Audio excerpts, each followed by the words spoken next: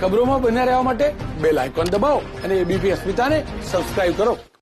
અમદાવાદના વેજલપુરમાં આવેલા પોલીસ સ્ટેશનમાં એક આરોપીનું મૃત્યુ થયું છે।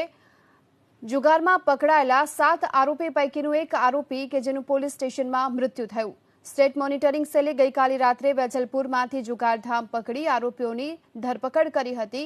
ઉચ્ચ પોલીસ અધિકારીઓની ટીમ જો કે અત્યારે વેજલપુર પોલીસ સ્ટેશન ખાતે પહોંચી છે। વધુ વિગતો મેળવીએ સંવાદદાતા સાક્ષી શર્મા આપણી સાથે જોડાઈ ચૂક્યા છે। સાક્ષી, શું અપડેટ? ગઈકાલે રાત્રે સ્ટેટ મોનિટરિંગ સેલે વેજલપુર વિસ્તારમાંથી જુગારધામ રમતા 7 લોકોને પકડ્યા હતા અને તેમાંથી એક છે તેનું રાતથી સવાર દરમિયાન છે લોકઅપની અંદર જ મૃત્યુ પામ્યા છે એક વ્યક્તિ।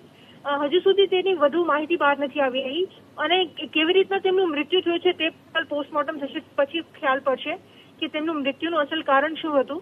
પરંતુ હાલ તો વેજલપુર પોલીસ છે તે ફરીવાર એકવાર વિવાદમાં આવી છે। અનેક વખત અસામાજિક તત્વોનો આતંક વેજલપુર વિસ્તારમાં જોવા મળતો હોય છે ત્યારે વેજલપુર જે પોલીસ છે તે